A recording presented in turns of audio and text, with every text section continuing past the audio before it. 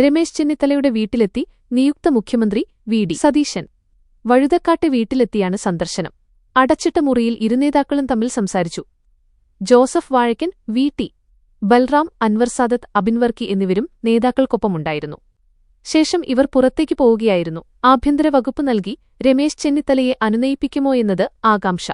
സതീശനെ മുഖ്യമന്ത്രിയായി പ്രഖ്യാപിച്ചതിന് പിന്നാലെ കടുത്ത അമർഷത്തിലായിരുന്നു രമേശ് ചെന്നിത്തല. വി.ഡി. സതീശന് ആശംസ പോലും അദ്ദേഹം നേർന്നിരുന്നില്ലെന്ന് മാത്രമല്ല, ഗുരുവായൂരിലേക്ക് യാത്ര തിരിക്കുകയായിരുന്നു.